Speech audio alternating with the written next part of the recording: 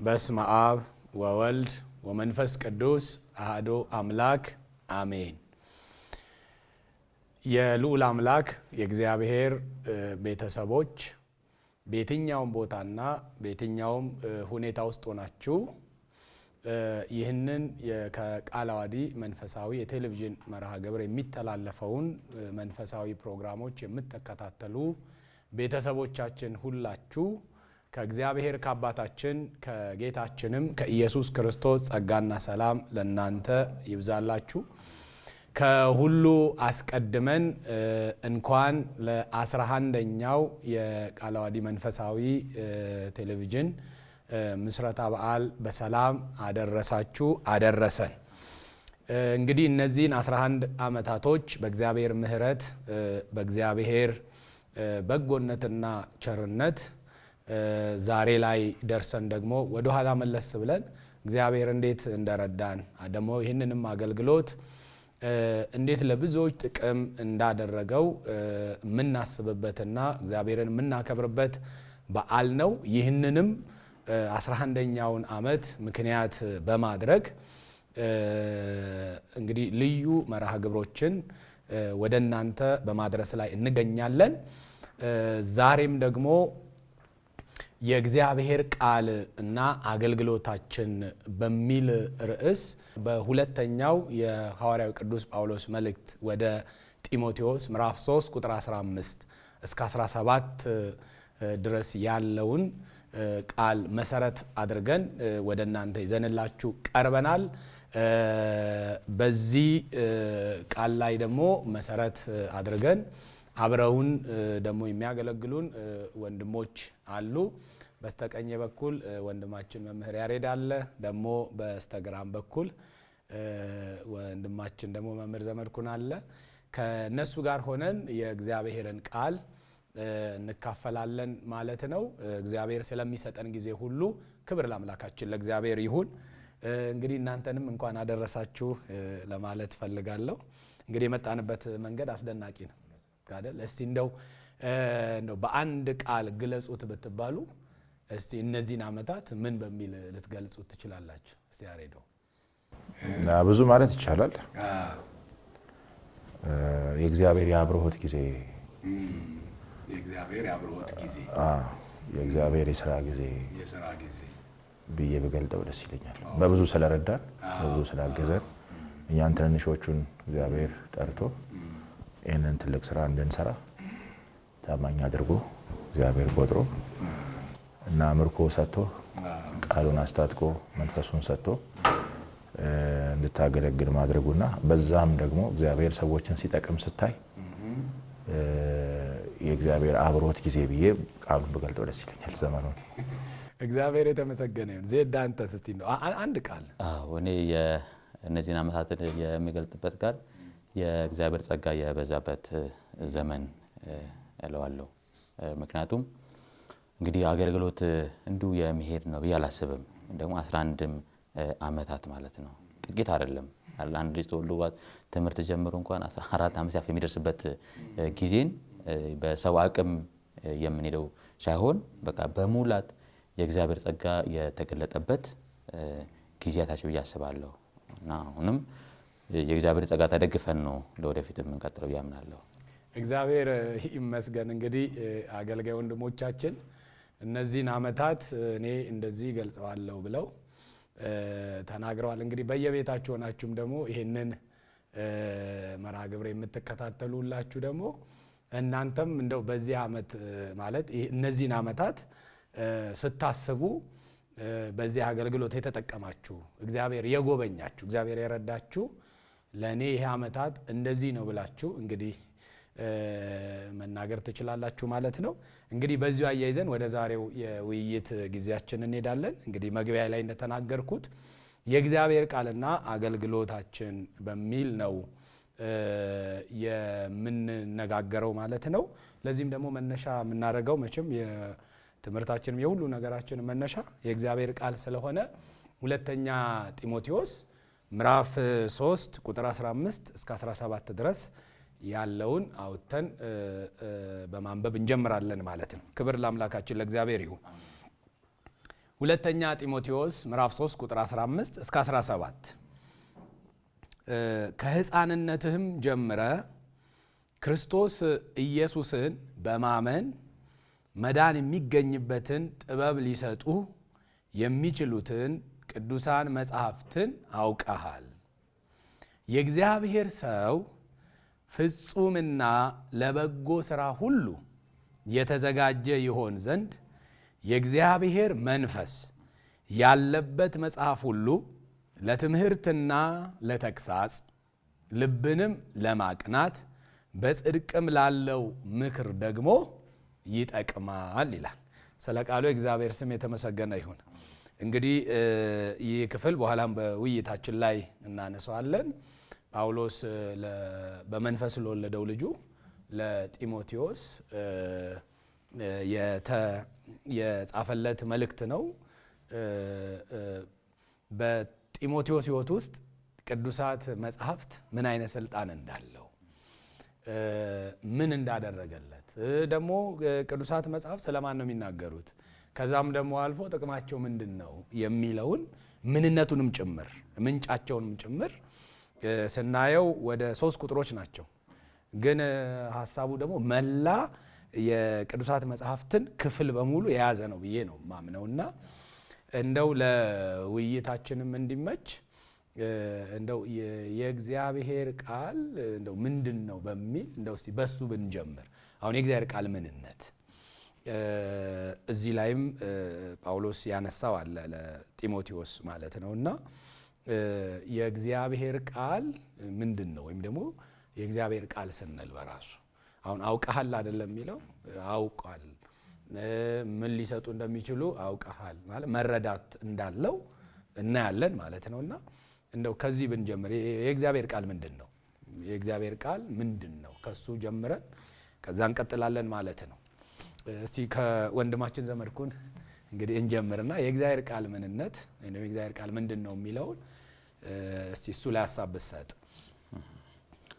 የጌታ ጸጋ ከሁላችሁ ጋር ይሁን። እንግዲህ ቅድምም በወንድም ሰላሙ የተነገረ ነገር አለ።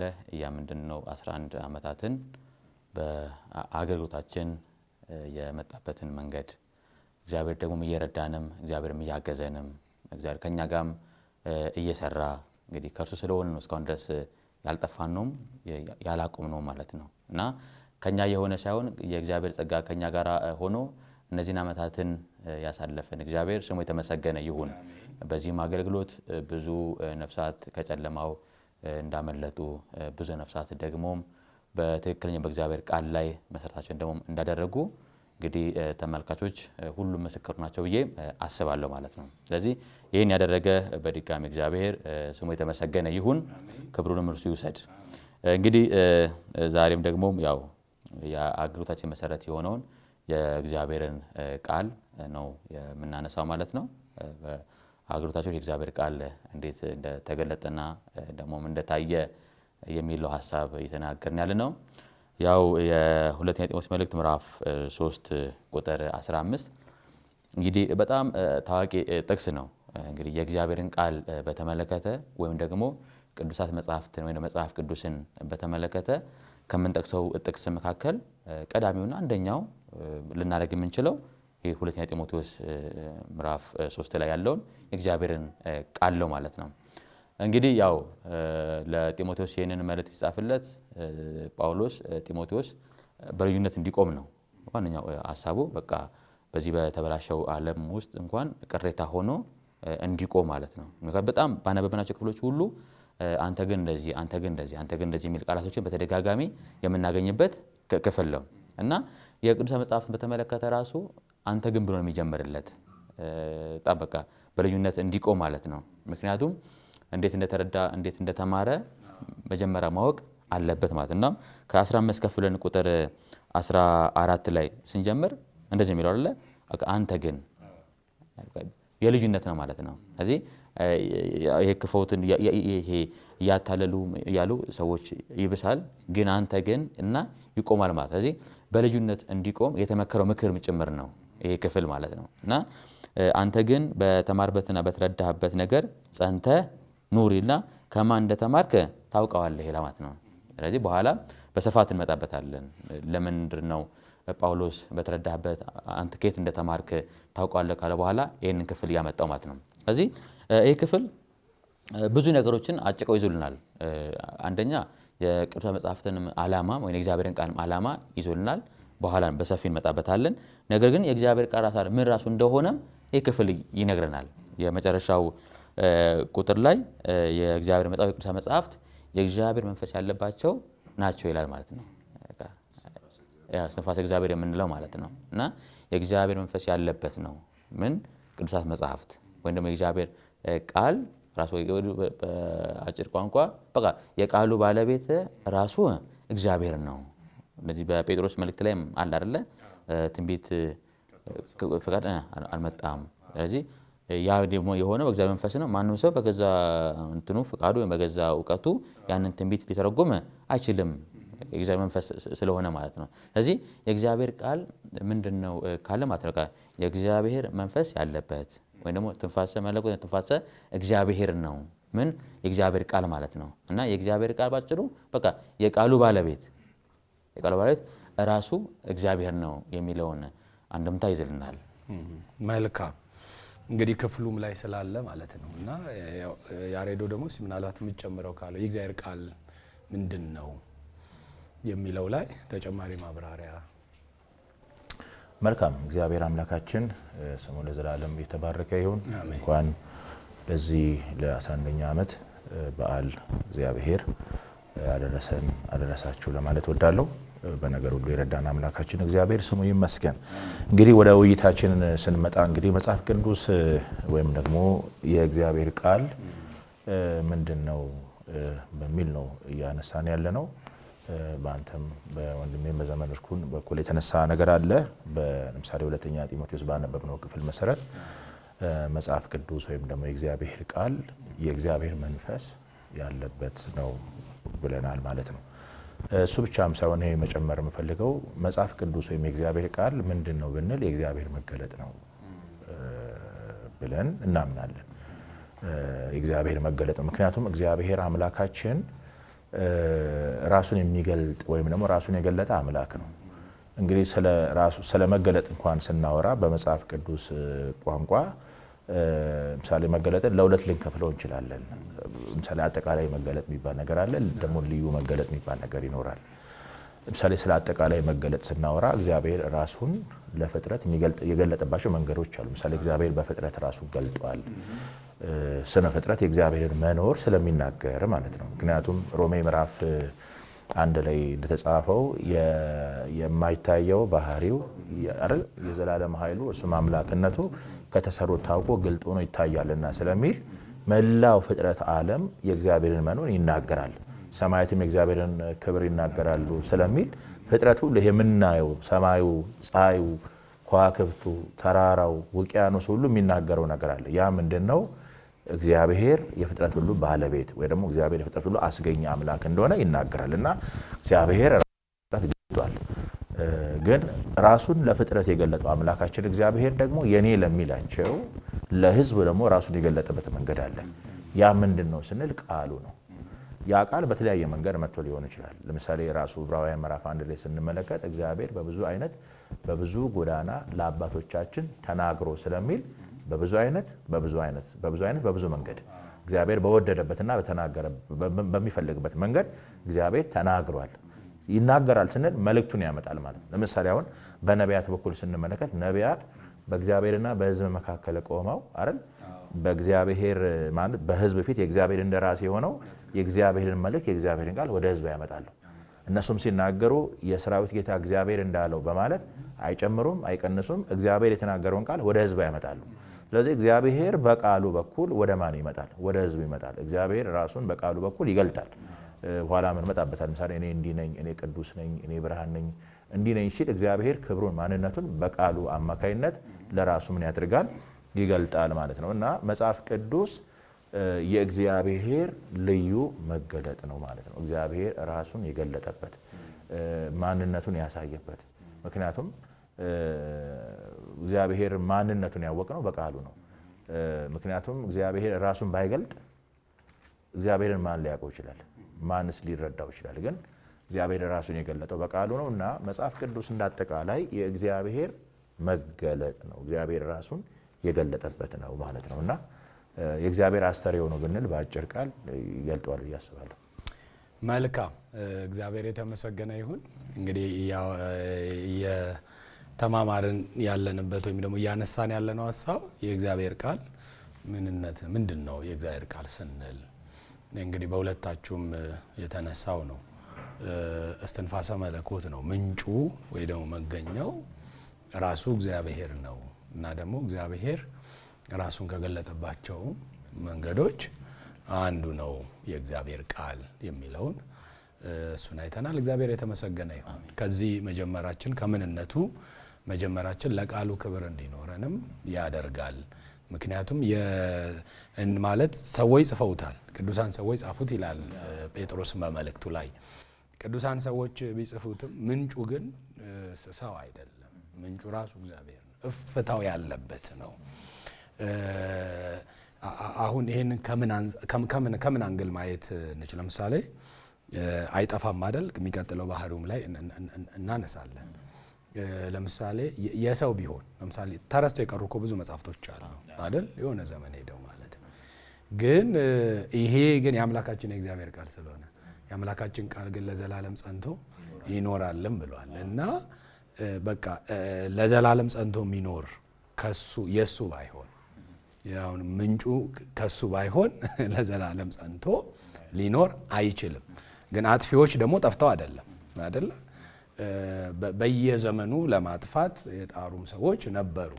ነገር ግን እግዚአብሔር ቃሉ ለትውልድ እንዲደርስለት ደግሞ የፍቅሩ መገለጫ ስለሆነ ሕዝቡ በዚህ መንገድ ደግሞ አውቆት ተረድቶት ወደሱ እንዲመለስ ስለፈለገ በሚገርም ሁኔታም ነው ደግሞ ወደኛም እኮ የመጣው አይደል? በሚገርም ሁኔታ እግዚአብሔር ይመስገን። በእውነት ቃሉ ባይኖረን ምን እንሆናለን? ምንም በቃ መሄጃም መውጫም አይኖረንም እያምናለሁ እና እግዚአብሔር ቃሉንም ስለሰጠን ይሄ ቃሉም ደግሞ መገለጡም ስለሆነ ደግሞ በዚህ ላይም ያልተገለጠ እኛ የምንጨምርበትም እንቀንስበትም ነገርም ደግሞ ስለሌለ እግዚአብሔር የተመሰገነ ይሁን። ምናልባት ግን እንደ ተጨማሪ እንደው ከዚህ ጋር ደግሞ አያይዘን ማንሳት እንችል ይሆን አሁን የእግዚአብሔር ቃል ባህሪ አሁን የእግዚአብሔር ቃል ባህሪያትን በዚሁ በቃል ውስጥ የተገለጡትን ይሄ የእግዚአብሔር ቃል ምን ባህሪያቶች አሉት የሚሉትን እስቲ ያሬዶ ብታነሳለን። ኦኬ መልካም። እግዚአብሔር አምላካችን የተመሰገነ ይሁን። እንግዲህ ቃሉ እንግዲህ ስለ ቃሉ ማንነት በዋናነት ስንነጋገር ቅድም እንዳልነው ይሄ ቃሉ በእጃችን ያለው ይሄ መጽሐፍ ቅዱስ ወይም የእግዚአብሔር ቃል ነው። መጽሐፍ ቅዱስ እንበለው መጽሐፍ ነው፣ ግን መጽሐፍ ሆኖ ምንድነው? ቅዱስ ነው፣ ልዩ ነው ማለት ነው። ልዩ ካደረጋቸው ነገሮች አንዱ ምንድነው ስንል እስትንፋሰ እግዚአብሔር ያለበት ነው። ተራ ቃላት ዝም ብለው የፊደል ድርድር ወይም የፊደል ክምችት ያለበት ሳይሆን በእያንዳንዱ ቃል ውስጥ የማን መንፈስ ያለበት? የእግዚአብሔር መንፈስ ያለበት ስለሆነ መጽሐፍ ቅዱስ ኢንስፓየር ወይ ደግሞ እስትንፋሰ እግዚአብሔር ያለበት መጽሐፍ ነው። ይሄ ከቃሉ ማንነት ወይ ደግሞ ከቃሉ ምንነት አንዱ እንደሆነ እንረዳለን። ሌላው ቅድም ያነሳሁት መጽሐፍ ቅዱስ የእግዚአብሔር መገለጥ ነው። እግዚአብሔር ራሱን የገለጠበት ይሄ ቃሌ ነው ብሎ የሰጠው ለትውልዱ እግዚአብሔር የሰጠው ነገር ነው። ኦኬ ይሄም እንዳለው ነው። ከዚህም ባሻገር እንግዲህ ይሄ ቃል ባህሪያት ደግሞ አሉት። እስትንፋሰ እግዚአብሔር ነው። አዎ የእግዚአብሔር መገለጥ ነው። አዎ ግን ደግሞ የራሱ የሆነ መገለጫዎች አሉት። ልዩ እንግዲህ ከተራ ማለት ከሌሎቹ መጻሕፍቶች ወይ ደግሞ ከሌሎች ቃላት ልዩ የሚያደርገው የእግዚአብሔር ቃል የራሱ የሆነ ማንነቶች አሉ ወይ ደግሞ ልዩ የሆነ ነገር አለው። እንግዲህ ከነዚህ ነገሮች አንዱ ምንድነው ስንል ሕያው ነው። ይሄ የምናውቀው ቃል ነው። ለምሳሌ እዚህ ዕብራውያን ምዕራፍ 4 ብንመለከት መጽሐፍ ቅዱስ የእግዚአብሔር ቃል ሲናገር ስለ እግዚአብሔር ቃል ባህሪ ሲናገር ምን ይላል? ምዕራፍ 4 ቁጥር 12 ላይ የእግዚአብሔር ቃል ምንድነው? ሕያው ነውና ከዛም ብሎ ምን የሚሰራ ሁለትም አፍ ካለው ሰይፍ ሁሉ ይልቅ የተሳለ ነው፣ ነፍስና መንፈስን ጅማትና ቅልጥምን እስኪሌ ድረስ ምን ያደርጋል? ይወጋል። የልብን ሐሳብ ስሜት ምን ያደርጋል? ይመረምራል። እና እንግዲህ ይሄ አሁን በዚህ በዕብራውያን ምዕራፍ 4 ቁጥር 12 መሰረት ስንመለከት ከእግዚአብሔር ቃል ባህሪያት አንዱን እናያለን። እሱ ምንድነው? ሕያው ነው ማለት ነው። እንግዲህ ሕያው ነው ማለት እንግዲህ እንትን ነው አይደል? ግዑዝ ማለት ይሄ ምንድን ነው? ለምሳሌ እግዚአብሔር በኢሳይያስ ላይ የተናገረው ቃል አለ። ከላይ የሚመጣው ዝናብ አይደል ምድርን ሳያረሰርስ ምድርም ቡቃያ እንድታወጣ ሳያደርግ በከንቱ እንደማይመለስ ሁሉ ካፌ የሚወጣው ቃል እንዲሁ ሳይሰራ ምን አይልም አይመለስም። እንዲሁ በከንቱ ማለት በቃ ከእግዚአብሔር የወጣው ቃል ምን ያደርጋል? እግዚአብሔር እንዲሆን የሚፈልገውን ነገር ቃሉ ምን ያደርጋል? ተግባራዊ ያደርጋል ማለት ነው። እንግዲህ ከሰው ንግግር ከሰው ቃል የእግዚአብሔር ቃል ልዩ የሚያደርገው ምንድን ነው? እግዚአብሔር ይሁን ካለ ይሆናል ማለት ነው አይደል? አዎ። ምክንያቱም የእግዚአብሔር ቃል የሚሰራ ነው ስንል ከሚሰራባቸው መንገዶች አንዱ ምንድን ነው ስንል መፍጠር ሊሆን ይችላል፣ ህይወት መስጠት ሊሆን ይችላል። በእርግጥ ኋላ እንመጣበታለን። የሚሰራ ነው ስንል ኃይል ያለው ነገር ነው። ውጤት ማምጣት የሚችል ተጽዕኖ መፍጠር የሚችል በሰው ህይወትም በፍጥረትም ላይ ግልጽ ነው አይደል? ምክንያቱም የእግዚአብሔር ቃል እኮ ቅድም እንዳነበብ ነው ነፍስና መንፈስን ጅማትን ቅልጥም እስኪል ድረስ ይወጋል ካለ የእግዚአብሔር ቃል ያለምንም መከልከል ወደ ሰው ሁለንተና ውስጥ ገብቶ እንዲሆን የሚፈለገውን ነገር ማድረግ የሚችል ነው ማለት ነው። የማይዳስሰው ክፍል የለም ማለት ነው። እና የሚሰራ ነው ስንል የሚፈለገው ነገር እንዲሆን ያደርጋል ማለት ነው፣ ያለ ከልካይ ማለት ነው። እና ሕያው ነው ስንል በቃ የማያልፍ ዘላለማዊ ህይወት ያለው ማለት ነው። ህይወት ያለው ሆኖ ህይወት መስጠት የሚችል ዛሬም በዘመናት ሁሉ ዘመን ተሻግሮ እየሰራ ያለ ቃል ነው። እና ከእግዚአብሔር ቃል ባህሪያት እንግዲህ አንዱ ምንድነው? ሕያው ነው ማለት ነው። ተራ ንግግር አይደለም ማለት ነው።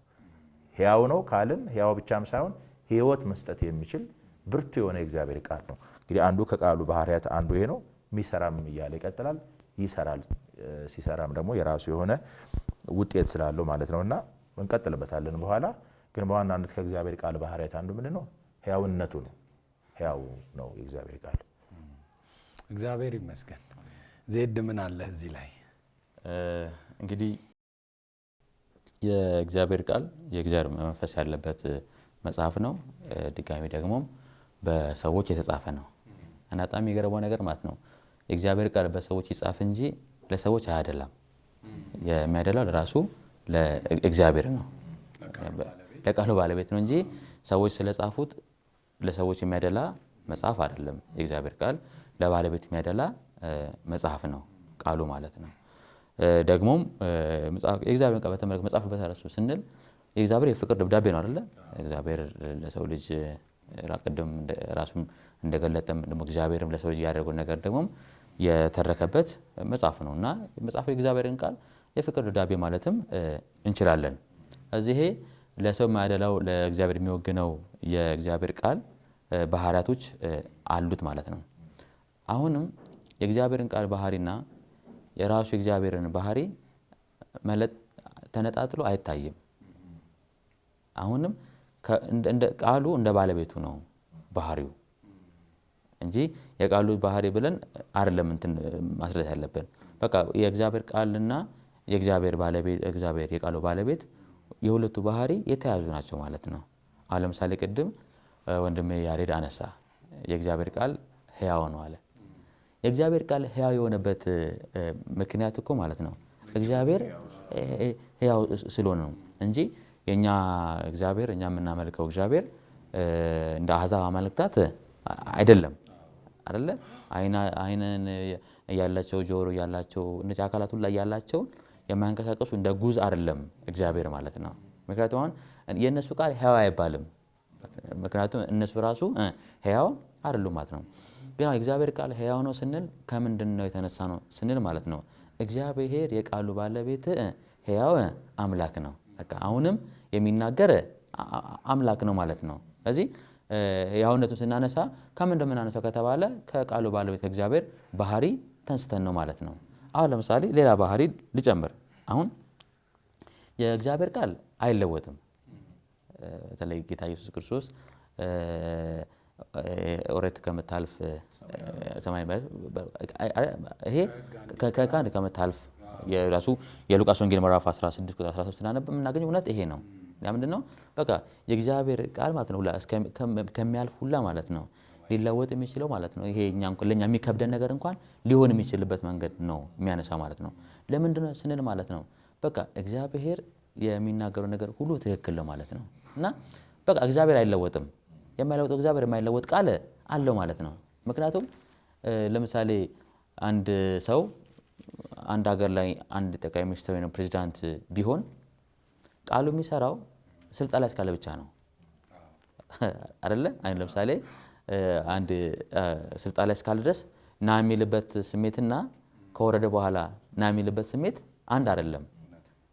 ስለዚህ ስልጣን ቃሉ የሚሰራው ስልጣኑ እስካለ ብቻ ነው። ስልጣኑ ከተሻረ ማለት ነው ቃሉ የሚላማት ነው ይሻራል ማለት ነው። ያ ስልጣን ላይ ቁጭ ብሎ እንደሚናገረው ቃል ኃይል አይኖረውም ማለት ነው። እዚያው እግዚአብሔር ደግሞ ማለት ነው አይሻርም፣ እግዚአብሔር ደግሞ አይለወጥም። በዙፋኑ ለዘላለም ጸንቶ የሚኖር አምላክ ነው ማለት ነው። ከየተነሳ የእግዚአብሔር ቃልም አይለወጥም ማለት ነው።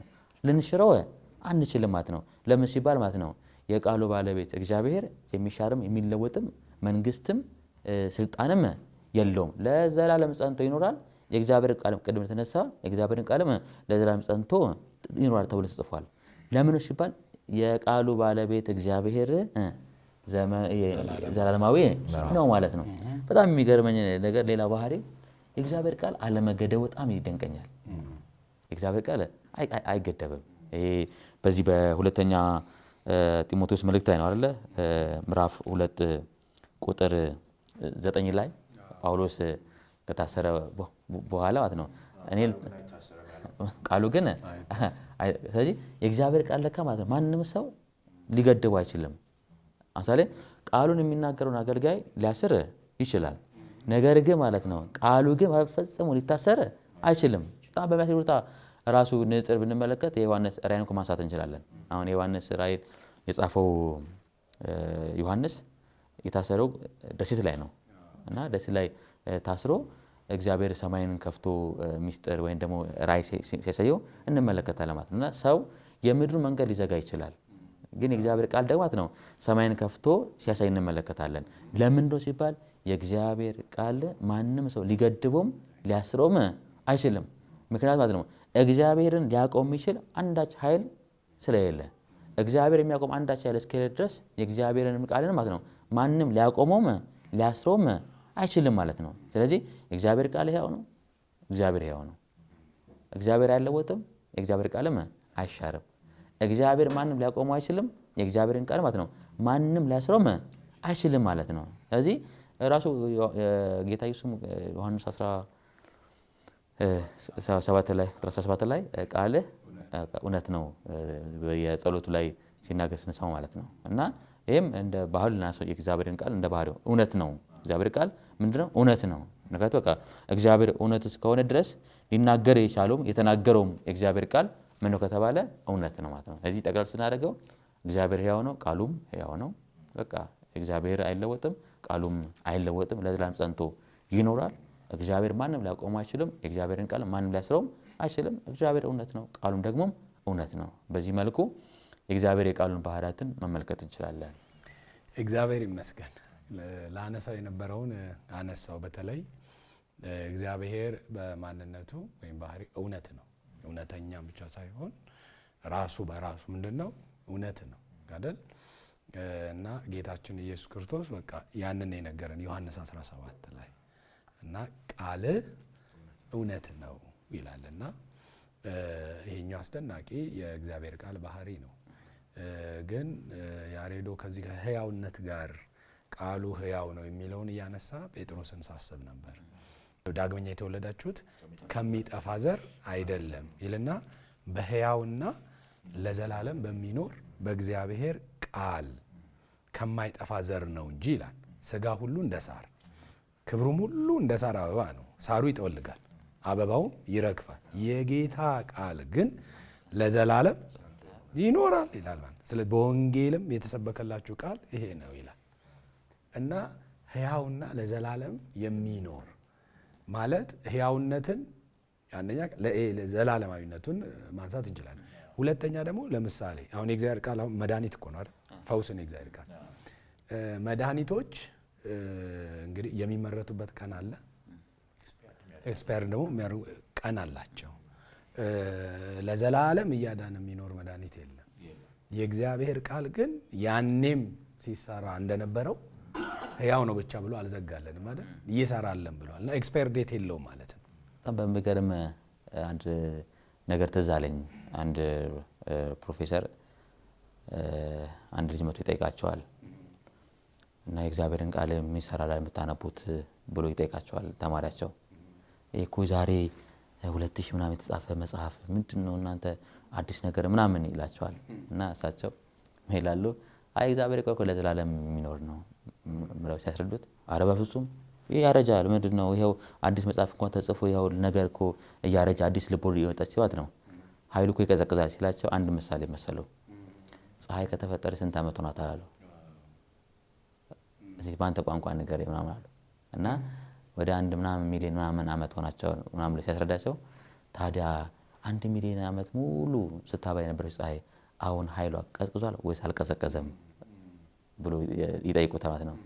አይ እስካሁንማ እንደዛው ነው ብሎ ሲመልሳት፣ የእግዚአብሔር ቃልም እንደዛው ነው። ያኔ በተናገረው ኃይል ነው አሁንም የሚናገረው፣ መጠኑም ኃይሉም ፈጽሞ ሊቀንስ አይችልም ማለት ነው። እግዚአብሔር ይመስገን። የሚያድን ደግሞ ኃይል ያለው የእግዚአብሔር ቃል ስላለን ማለት ነውና እግዚአብሔር የተመሰገነ ይሁን። እንግዲህ ይህንን መንፈሳዊ ቴሌቪዥን መርሃ ግብር አብራችሁን እየተከታተላችሁ ያላችሁ ወገኖች እግዚአብሔር ስለሰጠን እድል ሁሉ እግዚአብሔርን እናመሰግናለን። እየተወያየን ያለነው የእግዚአብሔር ቃልና አገልግሎታችን በሚል ነው። የእግዚአብሔርን ቃል ምንነትና የእግዚአብሔርን ቃል ደግሞ የቃሉን ባህሪ ምንድነው በእግዚአብሔር ቃል ውስጥ የተገለጠው የሚለውን ያወራን ነበር። ከዚህ መቀጠል ደግሞ ጠቀሜታውን እናነሳለን። ካፍታ ቆይታ በኋላ ስንመለስ የእግዚአብሔርን ቃል ደግሞ መቼም ጠቀሜታ ስላለው በእሱ ዙሪያ ደግሞ እንመለሳለን ማለት ነው። ጸጋ ይብዛላችሁ።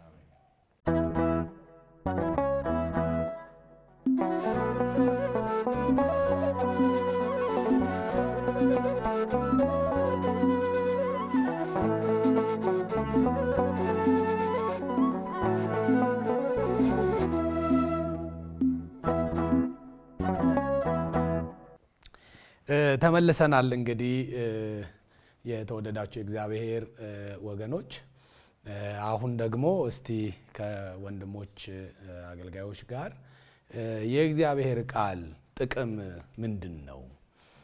ምን ጥቅም አለው? እዚሁም ላይም እርግጥ ጳውሎስ ያነሳቸው ሀሳቦች አሉና እዚሁም ላይ ከተገለጠው ደግሞ በሌሎች የመጽሐፍ ቅዱስ ክፍሎችም ላይ ከተገለጠው በመነሳት እስቲ የእግዚአብሔር ቃል ጥቅምን ምን እንደሆነ እስቲ ወንድማችን ዜድ ብታነሳለን። ምን ጥቅም አለው? ሰው መቼም ሲያነበው መቼም ይሄን ሁሉ የምናወራው እንድናነበው ነው አይደለ? ተጽፎ ብቻ ምንድነው መጽሐፍ ቅዱስ የሼልፍ መጽሐፍ አይደለም ይባላል አይደል? እንዴ ወይ የቅዠት መከላከያ አይደለም። እንዴ ቁጭ የምናደርገው አይደለም። የምድር ሰዎች ብቻ የተሰጠ አይደለም። እግዚአብሔር ለኛ ስለሆነ ይሄንን የሚያነቡት ምናነበው ምን ጥቅም እናገኛለን ብለው ለሚጠይቁ ደግሞ መልስም ስላለው በዛ ዙሪያ ላይ ደግሞ ሐሳብ ብናነሳ እንግዲህ ጥሩ ሐሳብ ነው። ያው ቃሉን እግዚአብሔር ለሰው ልጅ ሲሰጥ ዝም ብሎ ሰው እንዲያስቀምጠው አይደለም። በዚህ በቃሉ ውስጥ የሰውም ኃላፊነት አለ። ምንድነው? ለምሳሌ የሰው ኃላፊነት ስንል እግዚአብሔር ቃሉን ሰጥቷል እና ቃሉን የሰጠው የተቀበለው ሰው ደግሞ በቃሉ ውስጥ ምንድነው ድርሻው፣ ምንድነው ኃላፊነት ሲባል ያው ያነባል። የመጀመሪያው ኃላፊነት ምንድነው ከተባለ የእግዚአብሔርን ቃል ሰው ማንበብ አለበት ማለት ነው። ኖርማሊ የእግዚአብሔርን ቃል ሊነበብ የሚገባ መጽሐፍ ነው ማለት ነው። የእግዚአብሔርን ቃል የሚነግረን ማለት ነው መጽሐፍ ቅዱስ ራሱ መጽሐፉን እንድናነበው ምንባት ነው ስለሚነግረን ማለት ነው። በኋላም እመጣበታለሁ የጢሞቴዎስ መልእክት ምዕራፍ 3 ላይ ያለውን ሐሳብ ማለት ነው። እና የመጀመሪያ ሰው ኃላፊነት አለበት። ድርሻ ሰው ድርሻ ማለት ነው የእግዚአብሔርን ቃል ማንበብ፣ የእግዚአብሔርን ቃል መስማት፣ የእግዚአብሔርን ቃል አንብቦ ማሰላሰል፣ የእግዚአብሔርን ቃል መሞላት። እነዚህ ሁላ የእግዚአብሔርን ቃል በተመለከተ የሰው ያማኝ ኃላፊነት ወይም ደግሞ ድርሻ ነው ማለት ነው። ነገር ግን ሰው ታዲያ ዝም ብለህ አንብብ፣ አሰላስል፣ ተሞላ የምንለው ደግሞ ያለ አንዳች ጥቅም ደግሞ አይደለም ማለት ነው። ስናነብም ስናሰላስልም ስንሰማም ምን ጥቅም እናገኛለን ከእግዚአብሔር ቃል ውስጥ ካለን እስ የማቴዎስ ወንጌል ምዕራፍ 4ን ብናነሳ ጥሩ ነው ብዬ አስባለሁ። እዛ ክፍል ላይ የእግዚአብሔር ቃል የነፍስ ምግብ እንደሆነ ሲቀርብ እንመለከታለን። እና ዲያብሎስ መጥቶ ይጠይቀዋል አለ ጌታ ኢየሱስን እንጀራ አንተ እግዚአብሔር ልጅ ከሆንክ ይህንን ድንጋይ ዳቦ አድርግና ሲለው አይ ነው የሰው በቃ በእንጀራ ብቻ አይደለም በምን ጭምር ነው ከእግዚአብሔር አፍ በሚወጣ ቃል ጭምር ነው ማለት ነው። እዚህ በቃ የእግዚአብሔር ቃል የመጀመሪያ የነፍስ ምግብ ነው ማለት ነው። ማንም ሰው ኖርማሊ ለአካሉ ወይም ደግሞ ለስጋው ምግብ ይመገባል ማለት ነው። ሰው ለነፍሱ ደግሞ ማለት ነው ምግብ ያስፈልገዋል። ያ ምንድነው ከተባለ የእግዚአብሔር ቃል በቃ የነፍስ ምግብ ነው ማለት ነው። እዚህ ልንቆም የምንችለው ማለት ነው ልንጻና የምንችለው በምንድነው ከተባለ በቃ የነፍስ ምግብ የሆነው የእግዚአብሔርን ቃል ማለት ነው በመመገብ ነው ማለት ነው። እና አሁን ጌታ ኢየሱስ እኮ ማለት ነው ዳቦውንም ሪት እኮ አላደረገም አይደለ? ሪት እኮ አላደረገም ዳቦውን ኖ ዳቦ አያስፈልግም አላለም። ሰው በቃ በዳቦ ብቻ አይደለም እዚህ ሊኖር የሚችለው በምንድነው ማለት ነው በእግዚአብሔር ቃል ጭምር ነው ማለት ነው። ስለዚህ ሰው ዝም ብሎ ዳቦ እየበላ ይኖራል ብቻም ሳይሆን ለነፍሱም ደግሞ ማለት ነው የእግዚአብሔር ቃል ማለት ነው ያስፈልገዋል። ስለዚህ ስንሰማም ስናነብም ስናሰላስልም የእግዚአብሔርን ቃልም ስንሞላም ሁልጊዜ ማለት ነው እየተመገብን እንደሆነ ማሰብ አለብን ማለት ነው። ለምን በቃ የእግዚአብሔር ቃል የነፍስ ምንስ ማለት ነው ምግብ ስለሆነ ማለት ነው። ሌላው የእግዚአብሔር ቃል ጥቅም ምንድነው ካልን ጠላትን ማጥቂያ ነው። ጠላትን ማጥቂያ ነው። በጣም በሚያስደንቅ ሁኔታ የእግዚአብሔር ቃል ሰይፍ እንደሆነ በሁለት ክፍል እናገኛለን። አንድ በኤፌሶን መልእክት ምዕራፍ 6 እና በዕብራውያን ምዕራፍ 4 ላይ አይደለ? ምዕራፍ 4 ቅድም በተነበበው ምዕራፍ 4 ቁጥር 12 ላይ አለ፣ ኤፌሶን ምዕራፍ 6 ላይ አለ ማለት ነው። እና በጣም ሁለቱን ሰይፍን ስንመለከት በጣም የሚያስደንቅ ነገር መረዳት አለብን ብዬ አስባለሁ። ዕብራውያን ምዕራፍ 4 ላይ ማለት ነው በቃ ይሄ የእግዚአብሔር ቃል ማለት ነው ሰይፍ ነው ካለ በኋላ መንፈስንም ነፍስንም ጅማትንም አጥንትንም ልብን ቅልጥምንም ሁላጀ በጣም ይገርም። ያ ብቻ አይደለም ይሄድና ሐሳብን ሁላ ይመረምራል። አሁን የሁላ አካላትን ቆጥሮ ነው መጨረሻ ሐሳብን ሁላ ሚለማት ነው በቃ ይመረምራል ማለት ነው። እዚህ አሁን የእግዚአብሔርን ቃል ለሚሰማ ሰው የሁላ ነገር ያልፋል ማለት ነው። ለምን የእግዚአብሔር ቃል ሰይፍ ስለሆነ ማለት ነው። ነገር ኤፌሶን ምዕራፍ 6 ላይ ግን ማለት ነው ወደ ውስጥ አይደለም ወደ ውጪ ነው ማለት ነው። አሁን ዕብራውያን ምዕራፍ 4 ላይ ጥቅሙ ወደ ውስጥ ነው። የኤፌሶን ምዕራፍ 6 ግን ማለት ነው ምንድነው ከተባለ ወደ ውጪ ነው ማለት ነው። ጠላትን ማጥቂያ ነው። ለኛ እኮ አይደለም ጠላትን የምንመረጣ ነው። የዕብራውያን ምዕራፍ 4 ወደኛ ነው ራሳችን ነው። የኤፌሶን ግን ወደኛ አይደለም ወደ ምንድነው ወደ ጠላት ማለት ነው። ለምን ሲባል ለምሳሌ ያን ሁላ የጽድቅ ጥሩን ሁሉ መከላከያዎች ያነሳና ልንዋጋበት የምንችልበትን አንድ ነገር ነው የሚያነሳው። ያ ምንድነው ከተባለ የመንፈስ ሰይፍ እርሱም የእግዚአብሔር ቃል ነው። ስለዚህ የእግዚአብሔር ቃል ጠላትንም ማጥቂያ ምን ከተባለ ነው ይጠቅማል ማለት ነው። ምንድነው በቃ ያጠቃል ማለት ነው። በቃ ልንቆርጥም ልንመታም የምንችለው በምን ከተባለ በእግዚአብሔር ቃል ነው ማለት ነው። ይሄን አብነት የምናደርገው እነ ጳውሎስን አይደለም። ይሄን አብነት የምናደርገው ራሱ ጌታ ኢየሱስ ነው። በቃ ማቴዎስ ምዕራፍ 4ን ስናነሳ ሶስቱንም ድል ያደረገው በእግዚአብሔር ቃል ነው። ጌታ ኢየሱስ ክርስቶስ በራሱ ቃል ሲያሸንፈው ማለት ነው። ይሄ እግዚአብሔር ቃል ተብሎ አልተጻፈም የሚል ቃል በመጠቀም ነው ማለት ነው። እዚህ ጌታ ኢየሱስ እንኳን ማለት ነው ጠላትን ድል የነሳ ማለት ነው በራሱ ቃል ነው ማለት ነው። እዚህኛ ጠላትን ልንቃወም የምንችለው ጠላትን ልንመታ የምንችለው በምንድነው ካለ ማለት ነው በእግዚአብሔር ቃል ነው። ተብሎ ተጽፏል ተብሎ አልተጻፈም በሚል መርህ ነው እንጂ ልናሸንፍ የምንችለው በምንም አቅም ልናሸንፈው አንችልም። ስለዚህ የእግዚአብሔር ቃል ሌላ ጥቅሙ ምንድነው ከተባለ ማለት ነው ጠላትን ማጥቂያ ነው ማለት ነው። አንድ ልጨምር በኋላ ያሬድም በስፋት ስለሚያነሳት ነው። የእግዚአብሔር ቃል የህይወት መምሪያ ነው ማለት በዚህ በመዝሙረ ዳዊት ምዕራፍ 119 ቁጥር 105 ላይ ያንን ይነግረናል። የእግዚአብሔር ቃል ብርሃን ነው የህይወትም እንደዋት ነው መምሪያ ነው ማለት ነው። እዚህ ሁላችንም ህይወቶቻችን ልንመራ የምንችለው በእኛ አይደለም የህይወት መመሪያ የምናደርገው የእግዚአብሔር ቃል ነው። በቃ የእግዚአብሔር ቃል የተናገረውን እንናገራለን፣ ያልተናገረውን ዝም እንላለን። ወይንም የእግዚአብሔር ቃል አድርጋለሁ እናደርጋለን፣ አታድርጋለሁ ማለት ነው አናደርግም። ለምን ሲባል የእግዚአብሔር ቃል የህይወት መመሪያ ነው። በቃ መንገድን የሚያሳየን ያ ስለሆነ ማለት ነው። ስለዚህ ባጭሩ የእግዚአብሔር ቃል የነፍስ ምግብ ነው፣ ጠላትን ማጥቂያ ነው፣ ድጋሚ የህይወትም መመሪያም ጭምር ነው ማለት ነው። ዜድ እግዚአብሔር ይባርክ። መልካም ነገር ነው ሼር ያደረከን ከጥቅሙ አንጻርና ያሬዶ አንተም ትጨምርበታለህ ከዚህ ሁለተኛ ጢሞቴዎስ ላይ መጀመሪያ ያነበብነው ክፍል ላይና ጳውሎስ የእግዚአብሔር ቃል የሚሰጠንን ጥቅም ይሄ ብሎ የዘረዘራቸው ነገሮች አሉ። እነሱ ላይ የተወሰነ ጭማሪ ታደርጋለህ ብዬ አስባለሁ። ማብራሪያ ግን ዜድ ሲያነሳ በጣም ሲገርመኝ የነበረው ይሄ የእግዚአብሔር ቃል ምንድነው እንደ ጠላትን እንደ ማጥቂያ አይደለ ኤፌሶን ላይ ያለውና ማቴዎስ ላይም ያለውን ምዕራፍ 4 ሉቃስ ምዕራፍ 4 ላይ ያለውን አንስተዋል። ሰይጣን ምን ጊዜም ሙሉ ጥቅስ እንትን አይልም አይደል? እንትን አይልም ከተቀሰ ወይ ቀንሶ ነው። አዎ እና ጨምሮ ነው እና ብዙ አብዛኛው ጊዜ ማለት ይቻላል አሁን በክርስትናው ዓለምም ቢሆን እንደዚህ አይነት ነገር አዘውትረን እንሰማለን እኮ። ለምሳሌ ዲያብሎስን ተቃውሙት ከናንተ ይሸሻል ይላል። ስለዚህ ላይ ያለው የመጀመሪያውን ተወው። ለምሳሌ ለእግዚአብሔር ተገዙ የሚለው የለም። ለእግዚአብሔር መገዛት የሚለው አይታሰብም። እና አንድ በቃ ትቆርጥና ዲያብሎስን ተቃውሙት ብሏል ተብሏል ትላለ። በቃ ጉባኤው በቃ ሲቃወመው የሰሜን የደቡብ የምዕራብ ምስራቅ አይቀርም ማለት ነው። ግን በዛ ማለት ነው በተገለጠበት ደረጃ እውነት ነው። ሲገለጥ በስሙ ኃይል ገሰጸ ነፃ ታወጣለህ የእግዚአብሔር መንግስት በኃይል ስለሆነ። ግን ከዛ ውጪ እንደው እንደዚህ አደረኩ በማለት ያለ እግዚአብሔር ቃል ማለት አጽንኦት ለመስጠት ያለው ያለ እግዚአብሔር ቃል ጠላትን እንደው ተዋክተን ልናሸንፈው የምንችልበት ሌላ መሳሪያ ይኖረናል ብዬ አላስብም።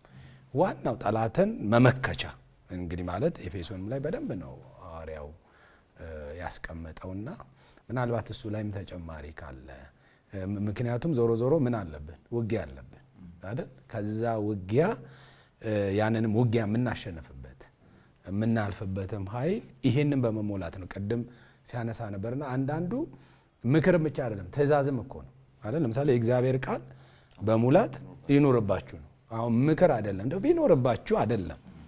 ስለዚህ አማኝ ከሆነ ምኑ ነው ማለት ነው ግዴታው ነው ማለት ነው። አድርጉ እንደተባለ በእግዚአብሔር ቃል ምን ማለት አለበት ማለት ነው መሞላትም ጭምር አለበት ማለት ነው። እና መሞላት ደግሞ መጸለይ ማለት አይደለም አይደል?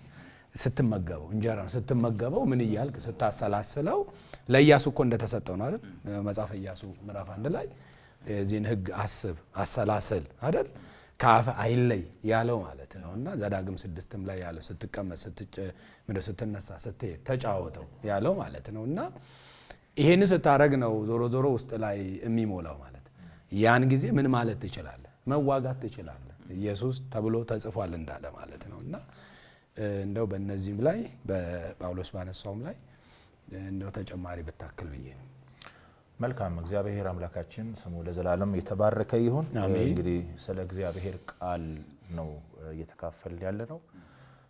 ስለዚህ ስለ ሕያው የእግዚአብሔር ቃል ደግሞ ስናነሳ እንግዲህ ከቃሉ ትርጉም ጀምረን ከዛም ስለ ጥቅሞቹ ነው እያነሳን ያለ ነው። አሁንም ለማስመር ያህል የእግዚአብሔር ቃል የእግዚአብሔር ቃል ነው።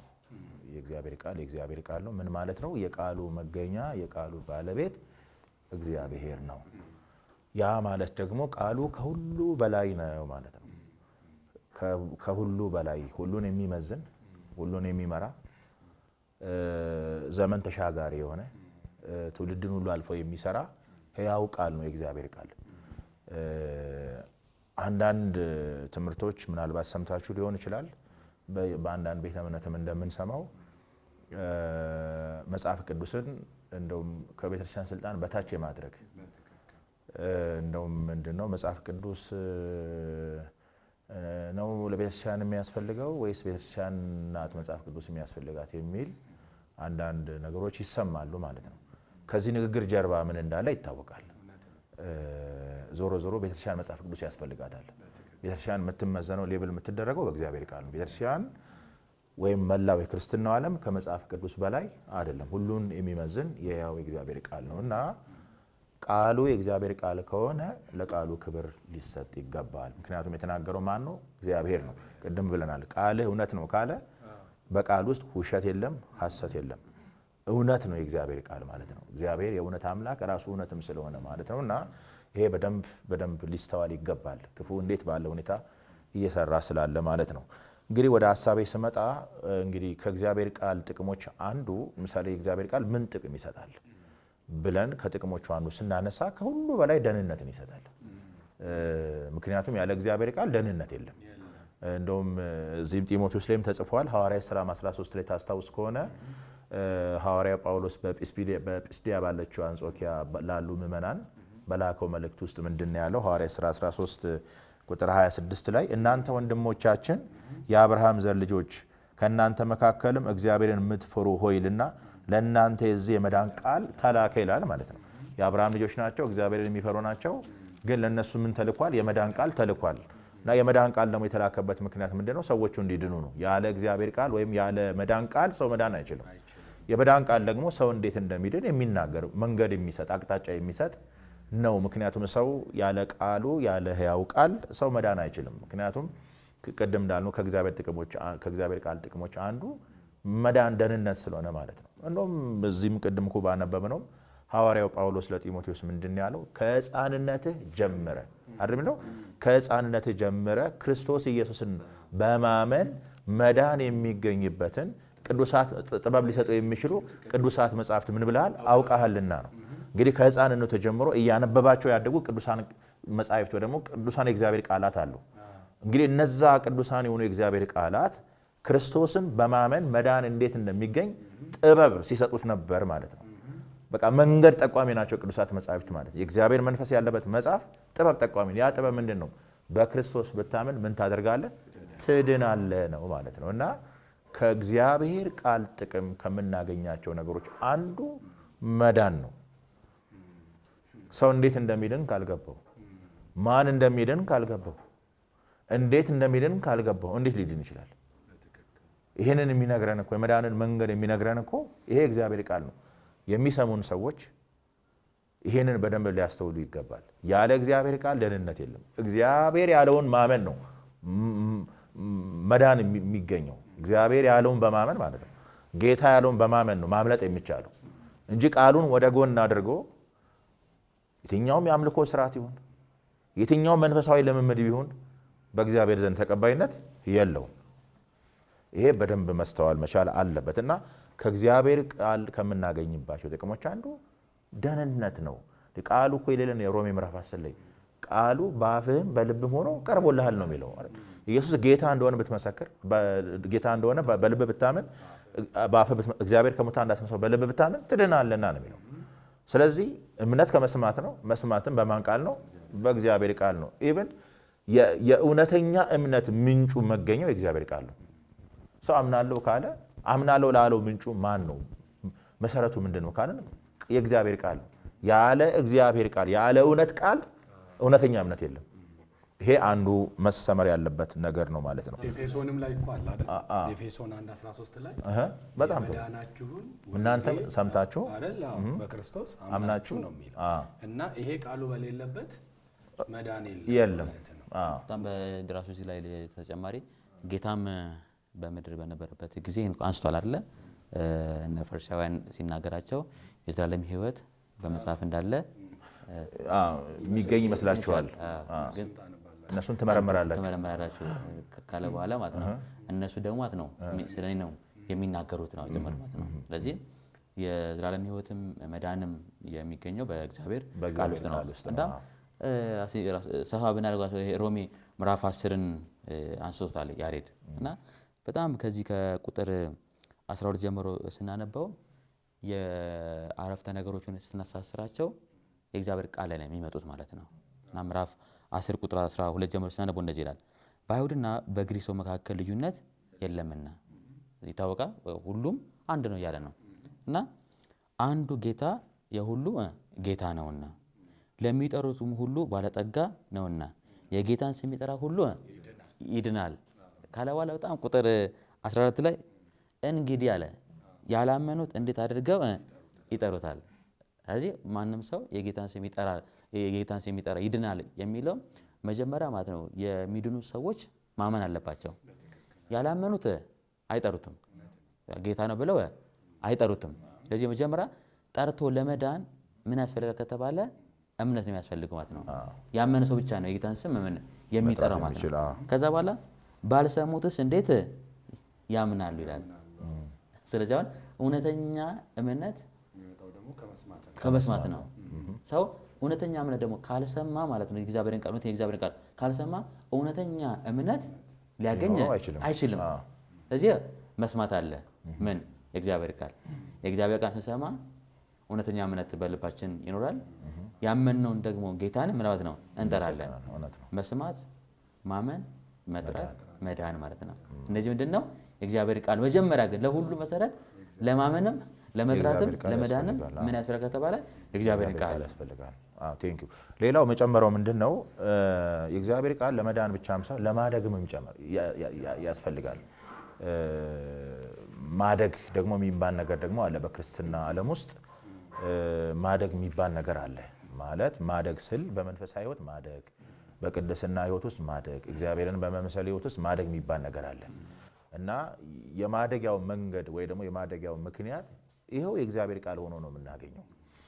ለምሳሌ ወደ አንደኛ ጴጥሮስ ምዕራፍ 2 ከመሄዴ በፊት እዚሁ ክፍል ላይ እንመልከት። ባነበብነው ሁለተኛ ጢሞቴዎስ ምዕራፍ 3 ላይ ማለት ነው። ምን ይላል? ከሕፃንነትም ጀምረ ክርስቶስ ኢየሱስን በማመን መዳን የሚገኝበትን ጥበብ ሊሰጡ የሚችሉ ቅዱሳት መጻሕፍትን አውቀሃልና ካለ በኋላ የእግዚአብሔር ሰው ይላል ማለት ነው። የእግዚአብሔር ሰው ማለት በክርስቶስ ኢየሱስ በማመን ዳግመኛ የተወለደ አማኝ ሁሉ ማለት ነው። የእግዚአብሔር ሰው ይልና ፍጹምና ይላል ማለት ነው። ይሄ እንግዲህ ፍጹም የሚለው ከብስለት ጋር ይያዛል፣ ማቹርድ ከመሆን ጋር ማለት ነው እና ፍጹምና ከዛ ደግሞ ለበጎ ስራ ሁሉ የተዘጋጀ ይሆን ዘንድ። ለበጎ ስራ ማለት ቅድም እንዳነበብነው ወይም ከዚህ በፊት በነበረን ውይይት ላይ ኤፌሶን ምዕራፍ 2 ቁጥር 10 አንስተን ታስታውሳላችሁ። ስለመመላለስ እኛ ፍጥረቱንና እግዚአብሔር አስቀድሞ ያዘጋጀው መልካም ስራ ለማድረግ በክርስቶስ ኢየሱስ ምን አለን? ተፈጠርን ይላል ማለት ነው እና እግዚአብሔር አስቀድሞ ያዘጋጀው መልካም ስራ አለ።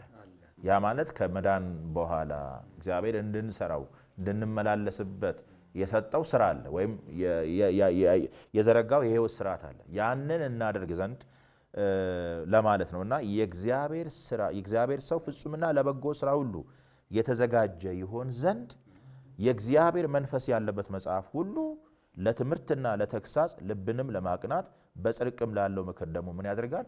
ይጠቅማል። ልብን ማቅናቱ፣ መምከሩ፣ መገሰጹ የእግዚአብሔር ቃል ዓላማው ምንድን ነው ስንል እኛ ፍጹምና ለበጎ ስራ ሁሉ የተዘጋጀን እንሆን ዘንድ ነው ማለት ነው። ስለዚህ የእግዚአብሔር ቃል ከሚሰጠን ጥቅሞች አንዱ እኛን ፍጹም ማድረግ፣ እኛን ለበጎ ስራ የተዘጋጀን እንሆን ዘንድ ማድረግ ነው። እንግዲህ ይሄ በአጠቃላይ ባጭሩ በመንፈሳዊ ሕይወት ከማደግ ጋር ይያዛል ማለት ነው። ማደግ አለብን። ለዛም አንደኛ ጴጥሮስ ምዕራፍ 2 ላይ ያለውን ስንመለከት አንደኛ ጴጥሮስ ላይ ምዕራፍ 2 ቁጥር 1 ላይ ሲናገር እንደዚህ ይላል። እንግዲህ ይላል ማለት ነው። ቅድም ስለ እግዚአብሔር ቃል ስናነሳ ቅዱስ ነው ሕያው ነው ብለን የለ ከዛ ጋር አያይዞ ባነሳበት ክፍል እንግዲህ ክፋትን ሁሉ ከዛም ተንኮልንም ሁሉ ግብዝነትንም ቅናትንም ሐሜትንም ሁሉ ምን ብላችሁ አስወግዳችሁ ከዛ ጌታ ቸር መሆኑ ምን ብላችሁ ቀምሳችሁ እንደሆነ ለመዳን በእርሱ እንድታድጉ አሁን እንደተወለዱ ሕፃናት ተንኮል የሌለበትን የቃልን ወተት ምን በሉ ይላል ተመኙ። በእርሱ በመዳን እንድታድጉ። መዳን ያድጋል ማለት ነው። ሰው በክርስቶስ ኢየሱስ ካመነ በኋላ እዛው የሚቀር ዳዴ እያለ የሚኖር ሳይሆን በዕለት በዕለት ህይወቱ በመዳን ህይወት ውስጥ የሚያድግ ነው አማኝ ማለት ነው። ስለዚህ ለዚህ ደግሞ ያስፈለገው ምንድነው? ልክ አንድ ሕፃን ልጅ ወተት እንደሚመኝ ወተት እንደሚፈልግ ሁሉ የእግዚአብሔር ቃል በጣም የሚገርማቸው ደግሞ ተንኮል የለበትም፣ ውሸት የለበትም፣ ሐሰት የለበትም። ለምሳሌ በባዮሎጂ እንኳን ካያችሁት ይሄ የላም ወተት አለ አይደል? ሰዎች ሲሸጡ ምናምን ውሃም ጨምሮ ሊቀላቀሉ ይችላሉ ማለት ነው። ግን የእናት ወተት ግን ምንም ክፋት የለበትም። ብዙ በቃ ለሕፃኑ ብዙ የሚጠቅም ነገሮች አሉት ይባላል ማለት ነው። እና ይሄ የእግዚአብሔር ቃል ከእናት ወተት ጋር ነው፣ ከእናት ጡት ወተት ጋር ነው የተያዘው። ተንኮል የሌለበትን የቃልን ወተት ምን በሉ ተመኙ፣ መመኘት አለብን ማለት ነው። ለመዳን በዛ መዳን ውስጥ ለማደግ የግድ የእግዚአብሔርን ቃል መመኘት፣ ባጭሩ መፈለግ ማለት ነው። ከቃሉ ጋር ጊዜ መውሰድ። ለምን መሰላችሁ? መቼስ እዚህ ዕብራውያን ምዕራፍ 4 ላይ እንደተጻፈው እኛ የጽዮን ተጓዦች ነን፣ ባጭር ቃል ማለት ነው። ማለት እግዚአብሔር ወዳዘጋጀልን ስፍራ ለመሄድ በጉዞ ላይ ያለን ተጓዦች ነን፣ የእምነት ተጓዦች ነን ባጭሩ። ይሄ ዕብራውያን 4 ላይ በግልጽ ተቀምጧል። ዕብራውያን 4ም ዕብራውያን 12ም የሰንበት ረፍት የሚለው ቃል ማለት ነው። አዎ። እና ጉዞ ላይ ያለን ሰዎች ነን። እንግዲህ የሰንበት ረፍት ለእግዚአብሔር ሕዝብ ቀርቶላቸዋል ስለሚል እግዚአብሔር ረፍትን አስቀርቶልናል። ወደዛ በመሄድ ላይ ያለንን ታዲያ እግዚአብሔር እንዲሁ አልተወንም። ምክንያቱም ዝም ብለን መጓዝ አንችልም። የሆኑ ነገሮች ያስፈልጉናል። ከነዛ ነገሮች አንዱ የእግዚአብሔር ቃል ነው። ምድረ በዳውን የምናቋርጥበት፣ ይህንን ክፉ ዓለም የምናሸንፍበት፣ ኃይል የምናገኝበት እግዚአብሔር መግቦት አድርጎ ነው የሰጠን ቃሉ። ያለ እግዚአብሔር ቃል እንዴት አድርገን እንሻገራለን ይህን ክፉን ዓለም? ከቃሉ ጋር ባለን ትስስር፣ ከቃሉ ጋር በምንወስደው ጊዜ፣ ቅድም አንተ እንዳልከው የእግዚአብሔር ቃል እንድናነበው፣ እንድንማረው፣ እንድናሰላስለው፣ እንድንጠቀምበት የተሰጠን ነው። ለሆኑ ሰዎች የተሰጠ አይደለም። ግልጽ ሆኖ የተጻፈልን እኛ እንድናነበው። እንደው ዮሐንስ ራእይ ምዕራፍ 1 ላይ ጌታ ምንድን ያለው? የትንቢቱን ቃል የሚሰሙ የሚያነቡ የሚጠብቁ ምንድን ናቸው? ብፁዓን ናቸው። እንደው ከላይ ከፍ ብሎ ምንድን ያለው? እነሆ ዘመኑ ምን ብሏል? ቀርቧልና። እንደው በዘመን ፍጻሜ ላይ እንደመሆናችን መጠን የእግዚአብሔርን ቃል የመስማት የማንበብ የማሰላሰል ነገር ሊኖረን ይገባል። እና ይሄ ጥቅሙ ለምንድን ነው ስንል ለመዳን ወይም ደግሞ ለማደግ፣ ከዚህ ዓለም እንድንጠበቅ፣ በቅድስና ሕይወት እንድናድግ፣ በመንፈሳዊ ሕይወታችን እንድናድግ፣ እግዚአብሔርን በመምሰል ሕይወት ውስጥ እንድናድግ፣ ክርስትናን ተግባራዊ እንድናደርግ፣ ኤክስፔሪንስ እንድናደርግ የግዴታ ከእግዚአብሔር ቃል ጋር የሚኖረን ግንኙነት በጣም ጠንካራ መሆን መቻል አለበት። እንደምታውቁት ዘመኑ ደግሞ የእግዚአብሔርን ቃል የሚፈልግበት ዘመን አልመሰለኝም። ያው ሰው ለእግዚአብሔር ቃል ያለው ነገር ትንሽ ጤናማ አይደለም። ይሄ መታረም አለበት። ልክ አይደለም። ሰው ከእግዚአብሔር ቃል ጋር ጊዜ ካልወሰደ እንዴት ነፃ ይወጣል? መቼስ አንድ አባባል አለ፣ ጊዜ የሰጠው ነገር በአንተ ሕይወት ውስጥ ገዢ ነው ይባላል። እኛም ለእግዚአብሔር ቃል ጊዜ ከሰጠን መሪያችን ይሄ ነው፣ ገዢያችን ይሄ ነው። የሚጠብቀን የሚያሳድገን፣ በዚህ ዓለም ካለ እድፈት የሚጠብቀን የእግዚአብሔር ቃል ነው። ቅድም ብላችኋል እናንተ። ክርስቲያን ተዋጊ ነው። በጦር አውድማ ውስጥ ነው ያለ ነው። ከወደቁት ከክፋት መንፈሳዊ ሰራዊት ጋር እየተዋጋን ያለን የክርስቶስ በጎ ወታደሮች ነን። ያለምን ያለ ቃል ይሆናል እንዴ? አይሆንም። በእግዚአብሔር ቃል ነው ይህን ክፉ ዓለም የወደቀውንም ይህንን ክፉ መልአክ ልናሸነፍ የምንችለው እና ከእግዚአብሔር ቃል ጋር ያለንን ነገር በጣም በጣም ልናጠብቅ ይገባል ብዬ እመክራለሁ። የሚገርመው ነገር አሁን ያሬድ እያነሳ የእግዚአብሔር ቃል ለማደግም ጭምር ነው ሲል የያዕቆብ መልእክት ትዝ አለኝ። ምክንያቱም በዛ ምዕራፍ 1 ቁጥር ከ22 ጀምሮ ሲናገር የእግዚአብሔር ቃል እንደ መስተዋት አድርጎ ሲያቀርብልን እንመለከታለን አይደለ? ምክንያቱም የእግዚአብሔር ቃል እውነት ስለሆነ ማለት ነው። እና በቃ የማይፈራ በቃ አለብህ የለብህም ለማለት ምክንያቱም አሁን እኛ እያገለገልን ነው እና እግዚአብሔርን ቃል ስናነብ አገልጋይ ስለሆነን ኦኬ ያሬድ እያገለገለ ስለሆነ ምናምን ብሎ አንዳንድ ነገሮችን አይሸፍንለትም፣ አያደርግም። በቃ የእግዚአብሔር ቃል መስተዋት ነው።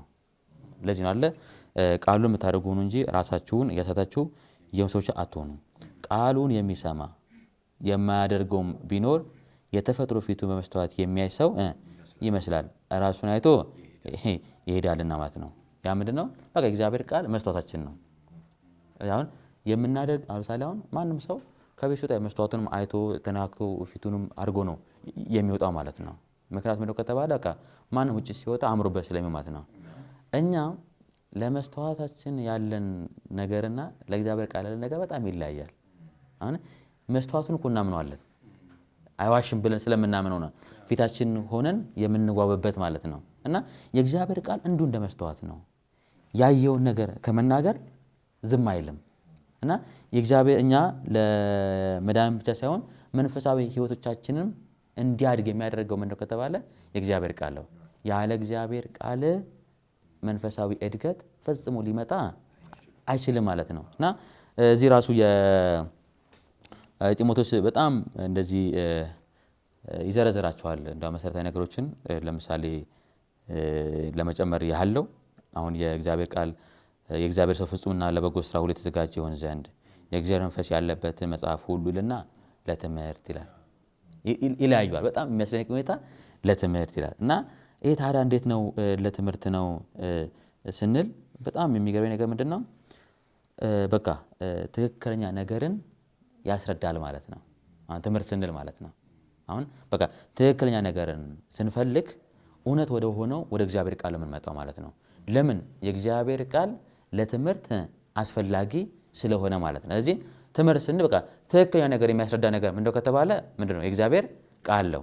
ከዛ በኋላ ይቀጥልና ለተግሳጽ ይሄ ደግሞ ትክክለኛ ያልሆነው ነገር ያሳያል ማለት ነው። በተቃራኒ ማለት ነው። አሁን ትምህርት ስንል ትክክለኛ ነገር ያስረዳናል። ተግሳጽ ስንል ደግሞ ነው ትክክለኛ ደግሞ ያልሆነው ነገር ማለት ነው ያስረዳናል። ይሄ ደግሞ ትክክል አይደለም ይላል በተቃራኒ መልኩ ማለት ነው። ስለዚህ ለተግሳጽ ይቀጥልና ማለት ነው ልብንም ለማቅናት አሁን ይሄ ሰት ነው ትክክለኛ ለመሆን የሚያስችለን ነገር ደግሞ ነው ምንድነው? መፍትሄ ይሰጠናል ማለት ነው። አሁን ይገስጸናል። ይሄ ትክክል አይደለም የሚሉን ያስረዳን ከባት ነው። ታዲያ እንዴት ነው ደግሞ መኖር የምንፈልገው የሚሉን ደግሞ ነው በትክክለኛ መንገድ የምንሄድበት ነገማት ነው ይጠቁመናል። አሁን ችግር አሳይ ብቻ መጽሐፍ ቅዱስ የእግዚአብሔር ቃል ችግር አሳይ ብቻ አይደለም ለችግሩ መፍትሄ አለ ማለት ነው። አሳይ ቅድም ተብሏል አመዳል ላይ ኃጢአተኛ መሆናችን ብቻ ነው የእግዚአብሔር ቃል የሚነግረን ደግሞ እንዴት ደግሞ እንደምንድል ጭምር ማለት ነው ይነግረናል ማለት ነው። ስለዚህ ምንድነው ያ ደግሞ በቃ ልብንም ለማቅናት ከዛ በኋላ በጽድቅም ላለው ምክር ደግሞ ማለት ነው ይጠቅመናል ካላት ነው እንዴት ነው ደግሞ በትክክል መኖር እንደምንችል ደግሞ ያሳየናል ማለት ነው። ይሁን በባለፈው ውይይታችንም በእግዚአብሔር ቃል ውስጥ ምን መልከተው ሁሉንም ካሳየ በኋላ ማለት ነው የተቀበልነውን ህይወት ደግሞ እንዴት ነው መኖር ያለብን የሚለውን ማለት ነው ያስረዳናል ማለት ነው። ስለዚህ በጢሞቴዎስ መልእክት ውስጥም የእግዚአብሔር ቃል በዚህ መልኩ ጥቅሙ ተገልጧል። እግዚአብሔር የተመሰገነ ይሁን። እግዚአብሔር ብዙ እያስተማረን ያለው ሰዓታችንንም እግዚአብሔር እየባረከልን ነውና ምናልባት እንደማጠቃለያ ቢሆን አስቤ ነው። አሁን ሁለታችሁም በደንብ በተለይ ከጥቅሙ አንፃር ሰዎች በደንብ ፍላጎት እንዲኖራቸው በተለይ ክርስቲያኖች ከዚህ የተለየ ህይወት ሊኖራቸው አይችልም፣ ሊኖረን አይችልም። ሁላችንም ቢሆን በሁላችንም ላይ ባለስልጣን የሆነ ይሄ ነው የሚገዛን የምንመራበት ቅድም ብዙ ተብሏል እና ምናልባት እንደ ማጠቃለያ ይሆነናል ብዬ የማስበው እስቲ ደግሞ መቼም ስለ እግዚአብሔር ቃል ምንነት አይተናል፣ ጠቀሜታውንም አይተናል። የእግዚአብሔር ቃል ምን አይነት ባህሪዎች አሉት? እንግዲህ እኛም የዚህ መጽሐፍ ውጤቶች ነን አይደል? ተወልዳችኋል የተባልነው ከዚህ ነው። የዚህ ውጤቶች ነንና እንደው እንደማጠቃለያም እንዲሆነን የመጣንበትን አመታትን እናስባለን። እነዚህ 11 አመታቶች እና እንደው አገልግሎታችንና የእግዚአብሔር ቃል እንዴት ነበር? በአገልግሎታችን የእግዚአብሔር ቃል ስልጣናዊነት የቃሉን ባህሪ እንዴት ነበረ? በእኛም ህይወት ደግሞ በተሰጠንም አገልግሎት በተለይ ደግሞ በአገልግሎታችን ላይ የእግዚአብሔር ቃል ስልጣናዊነቱ እንዴት ነበረ? ቃሉንና አገልግሎታችንን ስናየው እንዴት ነበር የሚለውን ደግሞ እስቲ ዜድ በተወሰነ መንገድ አንሳለንና እንደማጠቃለያም እንዲሆን እዛ ደግሞ ያሬዶም ትጨምርበታለህ። እሺ የእግዚአብሔር ስም የተመሰገነ ይሁን። እንግዲህ የእግዚአብሔርን ቃል ያነሳን ነበረ። አሁን ደግሞ ታዲያ እግዚአብሔር ቃል እኛ ከምናገለግለው አገልግሎት ጋር ያለው መልክ ምንድነው? ደግሞም 11 ዓመታትንም የመጣንበት መንገድ አለ ማለት ነው። በዚያ አገልግሎት ውስጥ በጣም ደስ የሚለው ነገር ቢኖር 11 ዓመታት ሁሉ ስንመጣም አሁን ለወደፊትም ስንሄድም የማንቀይረው ርዕስ ቢኖር የእግዚአብሔር ቃል ስልጣንን ነው። የማንተው ነገር ቢኖር 11 ዓመት የመጣን ነው የእግዚአብሔርን ቃልን ባለስልጣን እያከበርን ነው። ከዚህ በኋላ የምናገለግለውም የእግዚአብሔርን ቃል ስልጣንን እያከበርን ነው። የእግዚአብሔር ቃል የአገልግሎታችን ባለስልጣን ነው ማለት ነው። እንደው ስንል ምን ማለት ነው? በአገልግሎታችን የተለያዩ የአገልግሎቶች አሉ። ለምሳሌ ትምህርት እናስተምራለን፣ ደግሞም ስብከትም እንሰብካለን። የትምህርታችንም የስብከቶቻችንም ማዕከል የእግዚአብሔር ቃል ነው። ያለ እግዚአብሔር ቃል ትምህርትም ያለ እግዚአብሔር ቃልም ስብከትም ፈጽሞ ሊኖረንም አልቻለም፣ ወደፊትም አይችልም ማለት ነው። ለዚህ ነው ይሄንን ክፉ ዘመን እየተሻገርን ያለንበት ነገር ሚስጥሩ ምንድነው ከተባለ በቃ የኛ ባለስልጣን የእግዚአብሔር ቃል ነው ማለት ነው። ለዚህ ነው ቅድምም ጢሞቴዎስ ላይ አንስተን ማለት ነው ለትምህርታችንን መሰረት የምናደርገው የእግዚአብሔርን ቃል ነው ማለት ነው። ስለዚህ አሁንም በስብከቶቻችን በትምህርቶቻችን ስልጣን ኖሮት የሚቀጥለው ነገር ምንድነው ከተባለ የእግዚአብሔር ቃል ነው ማለት ነው። እና በቃ ሚዛኑ ትምህርቱ የሚመዘነው ስብከቱ የሚመዘነው በምንድነው ከተባለ በእግዚአብሔር ቃል ነው። ለዚህ ነው ሰው የእግዚአብሔርን ቃል ሲሰማ ከጨለማ ወደ ብርሃን ይመጣል። ለምን? የእግዚአብሔር ቃል ውስጥ ነው መዳን ያለው ማለት ነው። እዚህ ቅድም እንደተነሳው የእግዚአብሔር ቃል ውስጥ ሰው ይሰማል፣ በትክክል ያምናል፣ ካመነ ደግሞ ማለት ነው የሚድንበት እምነትም አለው ማለት ነው። ስለዚህ አሁንም እኛም ስብከቶቻችን ትምህርቶቻችን ሰዎች ከጨለማ እንዲወጡ ነው ወደ ብርሃኑ እንዲመጡ ነው። ስለዚህ ምን እንደምናደርገው ማለት ነው የእግዚአብሔር ቃል ለትምህርታችንም ይሁን ለስብከቶቻችን ማዕከል ምንድነው ከተባለ የእግዚአብሔር ቃል ነው። ያ ብቻ አይደለም። በዚያ አገልግሎት ውስጥ ጸሎትም አለ፣ መዝሙርም አለ፣ አምልኮቻችን አሉ ማለት ነው። ስለዚህ ጸሎቶቻችንም የሚቃኙት መዝሙሮቻችንም የሚቃኙት በምንድነው ከተባለ በእግዚአብሔር ቃል ነው ማለት ነው። ለምን ከተባለ ጸሎትም ይሁን መዝሙር የትምህርት ነጸብራቆች ናቸው። በውስጣችን ያለው የትምህርት ነጸብራቅ ነው ማለት ነው። አሁን ለምሳሌ አንድ ሰው በስራ ነው ምንድነው ብሎ ካመነ መዝሙሩ ሊሆን የሚችለው ነገር ምንድነው ከተባለ በቃ በስራ የሚዳንበት መዝሙር ነው ሊዘምር የሚችለው ማለት ነው።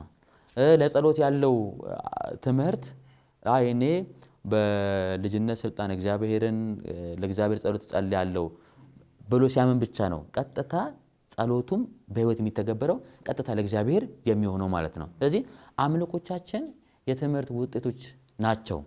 ስለዚህ በሌላ ቋንቋ ምንድን ማለት ነው እኛ የምንዘምረውም የምንጸልይበትም ልምምዶቻችን ማለት ነው የትምህርቶቻችን ውጤቶች ናቸው ማለት ነው። ስለዚህ የእግዚአብሔርን ቃል መሰረት ያደረጉ የእግዚአብሔርን ቃል ስልጣን የጠበቁ ዝማሬዎችንም ጸሎቶችንም መንፈሳዊ ልምምዶችንም በእግዚአብሔር ቃል መሰረት አድርገን ነው እስካሁን ድረስ ያልነው። የምንቀጥለውም የእግዚአብሔር ቃል በአገልግሎታችን ባለስልጣን ሆኖ ይቀጥላል ማለት ነው። እግዚአብሔር የተመሰገነ ይሁን። ዜድ መልካም ነገር ነው ያነሳው። ከዚህ ከአገልግሎታችን ጋር ተያይዞ ማለት በምናገለግለው የትኛውም በዝማሬያችንም ቢሆን ደግሞ በምስክርነት ቃላችንም ቢሆን የእግዚአብሔርን ቃል መሰረት ያደረገ ከእግዚአብሔር ቃል የወጣ ነገር ነው ስናደርግ የነበር ነው። ለዛም እንደው ያው ትርፋማም ነን እንደው ማለት እንችላለን። ውጤቱ ይሄ ስለሆነ ማለት ነው። ውጤቱ ይሄ ስለሆነ ምንድነው ይሄ ማለት ብዙ ትውልዶች ወደ እግዚአብሔር መንግስት ሲጨመሩ እያየን ነው በየቦታው።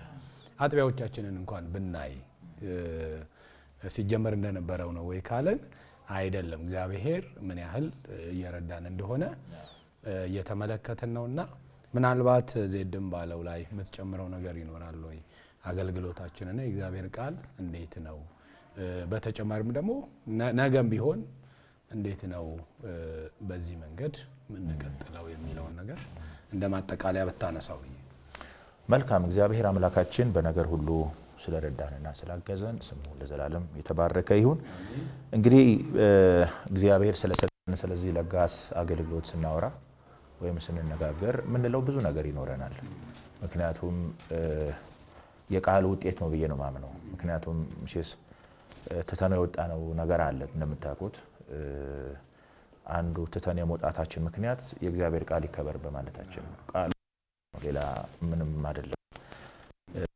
ቃሉን የመፈለግ ጥማት፣ እሱን ከልብ የመሻት፣ ለእግዚአብሔር ቃል ከማድላት ቅድም ዘመርኩን እንዳለው ለእግዚአብሔር ስልጣን ወይም ለእግዚአብሔር ቃል ስልጣን ከመገዛት አንፃር ነው፣ ሌላ ምንም አይደለም። እና ያ ደግሞ ልባችንን የሚያውቀው ጌታ እንዴት ባለ መከናወን እንደረዳን ያው ቅድም እናንተ እንዳላችሁት ፍሬዎቹን እያየን ነው። ከዚህ ጋር ተያይዞ አንዲት መልእክት ባነሳ ወይም አንድ የመጽሐፍ ቅዱስ ክፍል ባነሳ ደስ ይለኛል።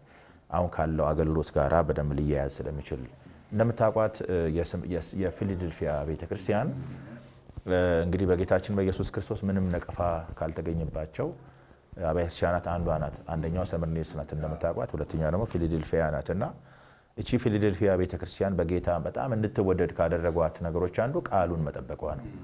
እንደው ምን ይላል ቁጥር 8 ላይ ስራህን አውቃለሁ ይልና እነሆ በአንተ ፊት የተከፈተ በር ሰጥቻለሁ ይላል። ማንም ሊዘጋው አይችልም። ኃይል ምንም ትንሽ ቢሆን ቃሌን ጠብቀሃልና ስሜንም አልካድክምና የሚል ቃል ተናግሯል። ስራህን አውቃለሁ ማለት ስራቸው በጌታ ፊት ይታወቃል። እንግዲህ ያ ስራ ምንድን ነው ካልን በቃ የእግዚአብሔርን ቃል መጠበቅ፣ ለቃሉ ያላቸው ታማኝነት በጣም የሚገርም ነው። በጣም የሚገርመው ደግሞ ምን ይላል? ኃይል ትንሽ ነው። ምናልባት ቁጥራቸው ትንሽ ሊሆን ይችላል፣ ግን የተከፈተ በር ሰጥቻለሁ። ይሄን በር ማንም ሊዘጋው አይችልም አለ። ይሄ በር ምንም አይደለም፣ የአገልግሎት በር ነው። ምንድን ነው የምንረዳው? እኛ ለእግዚአብሔር ቃል በታመን ቁጥር ጌታ ምርኮ ይሰጣል ማለት ነው። ግልጽ ነው አይደል? ጌታ ምርኮ ይሰጣል ማለት ነው።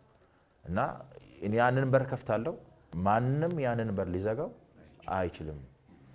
ይሄ ቃል በእኛ ተፈጽሟል ብዬ አምናለሁ። ጌታ በዘመናት ውስጥ ሁሉ መቼስ እንደዚህ ብለን ስንናገር መቼስ ከእውነት የሆነው ነው የምናወራው፣ ሌላ ነገር አይደለም። እና ጌታ በዘመናት ውስጥ የራሱ ምስክሮች አሉት። ውድቀት ቢኖርም አመፃ ቢበረታም ጌታ በዘመናት ውስጥ ሁሉ የራሱ ምስክሮች አሉት። ቃሉን የሚጠብቁ፣ ቃሉን የሚወዱ፣ ቃሉን የሚፈልጉ ትውልድ ሰራዊት አለው። የእግዚአብሔር ስራ አይቆምም። ሰራተኛው ይቀያየራል እንጂ ሰሪው አንድ ነው፣ አይቀየርም። ቃሉ አይቀየርም። በሐዋርያትም ይሰራ የነበረው የእግዚአብሔር መንፈስ ዛሬም በእኛም ዘመን እየሰራ ነው። ቃሉን ይኸው ገልጦልን፣ ቃሉን አብርቶልን፣ የቃሉ ፍቻ አብርቶልን ይኸው እንዲህ ባለው ሁኔታ እያገለገልን ነው። ቅድም እንዳልነው በየአጥቢያዎቻችን አሁን ባለው ተጨባጭ ሁኔታ እንደ ቃለ ዓዋዲ ስናይ ያለው ነገር የእግዚአብሔር እጅ ነው። እና የዚህ ሁሉ ምክንያት ምንድን ነው ስንል ቃሉን በመጠበቃችን ነው። ለቃሉ ካለን ፍላጎት፣ ለቃሉ ካለን ጥማት አንጻር ነው። ይሄም ነገር ይቀጥላል። ለቃሉ ክብር እስከሰጠን ድረስ፣ ክብሩን እስከፈለግን ድረስ፣ እግዚአብሔር በእኛ እንዲሰራ ነገሮችን ምቹ እስካደረግን ድረስ እግዚአብሔር በእኛ የማይሰራበት ምንም ምክንያት የለም። ቅድም እንዳልነው በዝማሬዎቻችን ውስጥ የምናያቸው ነገሮች የእግዚአብሔር ቃል ውጤት ነው፣ ወይንም በአጭር ቃል የቃሉ ሙላት ውጤት ነው። ዝማሬዎቻችን የሚዘምሩት ዝማሬ ተምረው ነው አይደል? እኛ ስናስተምር እነሱም ቁጭ ብሎ እንደ ተማሪ ተምረው አይደል? ከእግዚአብሔር ቃል የወጣ መዝሙር መንፈሱ ሰጥቷቸው ዘማሪዎቻችን ኳየሩ ላይ የምናየው መዝሙር ሁሉ የእግዚአብሔር ቃል ውጤት ነው። አልፎ በቃ ትውልድን ሁሉ ሲባርክ፣ ሰዎች በዝማሬ ሲነኩ፣ በዝማሬ ወደ ጌታ መጣው የሚሉ ሰዎች እኮ ተነስተዋል። ከየት መጣ ስንል ቃሉ ነው። እና እግዚአብሔር በጣም እየረዳን እንደሆነ ነው ማምነው። ስለዚህ ለእግዚአብሔር ቃል አሁንም ክብር ልንሰጥ፣ ቃሉን ልንወድ፣ ከሁሉ በላይ እኮ በቃ ጌታ እንዲከብር መሻት እኮ እንደ ቃሉ ነው አይደል? ጌታን ስናመልክ በቃ እንደ ቃሉ ማለት ነው። እና በእነዚህ 11 ዓመታት ውስጥ እንደዛ ነው ያየነውና እግዚአብሔር አምላክም ከዚህ በለጠ አሁንም እንግዲህ ረክተን በቃ ስራ ጨርሰናል እያልን አይደለም። ስላለፈው ጊዜ ነው እያወራን ያለ ነው። የመጣንባቸው መንገዶች ነው እያስታወስን ያለ ነው። ከዚህ በላይ ደግሞ ብዙ ስራ ይጠብቀናል። የበለጠ ለእግዚአብሔር ቃል ጊዜ መስጠት፣ የበለጠ ቃሉን መውደድ፣ ቃሉን መፈለግ። አንድ ክፍል ታስታውሳላችሁ፣ እዛ መጽሐፈ ነህምያ ላይ የሕጉ መጽሐፍ በተገኘ ጊዜ አይደል ህዝቡ የነበረው ሁኔታ በቃ ህዝቡ አነባ፣ አለቀሰ። ማለት ሰው የእግዚአብሔርን ቃል ከጣለ ሊሆን የሚችለውን አስበው። ግን የሕጉ መጽሐፍ መቅደስ ውስጥ ተገኝቶ የሕጉ መጽሐፍ ለህዝቡ ሲነበብ እንደው ግማሽ ቀን ያህል እኮ ቆሙ ነው የሚለው። አሁን እኮ ቆመን የእግዚአብሔርን ቃል አንብቡ እኮ ስንል እኮ ልማድ እኮ አይደለም። ያኔ የሕጉ መጽሐፍ ሲነበብ እኮ ሰው 6 ሰዓት ሙሉ ነው ቆሞ የእግዚአብሔርን ቃል ሲሰማ የነበረውና ህዝቡ ቆሞ ሰማ። በቃ ኃጢአታቸውን፣ ክፋታቸውን፣ ውድቀታቸውን አሁን ያሉበትን ሁኔታ ቃሉ ሲነግራቸው በቃ አለቀሱ፣ ልባቸው ተሰበረ። ከንጉሱ ጀምሮ በቃ አዘኑ፣ ንስሐ ገቡ። አይ የእግዚአብሔር ቃል ወደ ጎን ሲደረግ በስንት ተፈልጎ ከአፈር ውስጥ ተፈልጎ ነው የተገኘው የሕጉ መጽሐፍ። ያ እንዳይሆን እኛም የበለጠ የእግዚአብሔርን ቃል በማክበር በእንዲህ አይነት ሁኔታ በፊቱ ከሆንን እግዚአብሔር ከዚህ የበለጠ ምርኮ እንደሚሰጠን ነው ማምነው። ቃሉን የገለጠልን አምላካችን እግዚአብሔር በድጋሚ ስሙ ለዘላለም የተባረከ ይሁን። አሜን። የሚገርም በነህምያ ብቻ ሳይሆን በንጉሱ በኢዮስያስ በሱም ጊዜ አስደናቂ ነበር። ተፈልጎ ነው የተወጣው እና እንደ እንትን ለእስራኤል ውድቀቷ ለመማረኳም ከሕጉ ጋር መተላለፏል። ቃሉ እያላት ሮሜ 3 ላይ ይናገራል። የእግዚአብሔር ቃል በአደራ ተሰጥቷታል። ግን ያንን አለመጠበቋ ከኢየሱስም ጋር እንድትተላለፍ በራሱ ያደረጋት ያን ነው። ቅድም ዜድ አንስቶታል። እነሱ ምንድነው መጻሕፍትን ታነባላችሁ፣ ትመረምራላችሁ አይደል? እነሱ ስለኔ ይናገራሉ ግን አትመጡም ይላቸው። እያነበቡም አይመጡም። ስለዚህ ተላልፈዋል ማለት ነውና በጥቅሉ እግዚአብሔር የተመሰገነ ይሁን። እንደኛም ሳይሆን እንደ እግዚአብሔር ምሕረት ይሄ አገልግሎት የእግዚአብሔርን ቃል መሰረት አድርገን እነዚህን ዓመታት መተናል። ከዚህም በኋላም ደግሞ የምንለውጠውም የምንቀይረውም ነገርም የለም። ይበልጥ እንዳውም ጴጥሮስም እንደተናገረው ቃሉን እየጠነቀቃችሁ ይላል አይደል? አዎ በቃ ምንድነው እንግዲህ መብራትን በጨለማ ስፍራ የሚበራ መብራት። አዎ የእግዚአብሔርን ቃል እንደዚሁ እያደረግን ነው የምንቀጥለው።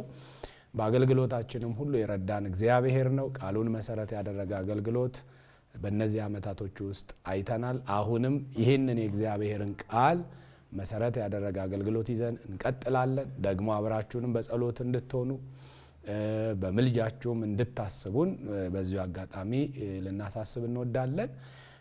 እንግዲህ ዛሬ የእግዚአብሔር ቃልና አገልግሎታችን በሚል ርዕስ ዙሪያ ከወንድሜ ዘመድኩንና ከወንድሜ ያሬድ ጋር አብረን ቆይታ አድርገናል። እንግዲህ የጀመርነውን መርሃ ግብር በዚሁ እንጨርሳለን። እኛ ከቀሪ የ11ኛ ዓመት የቴሌቪዥን መርሃ ግብር በዓል ጋር አብራችሁ እንድትሆኑ እናሳስባለን።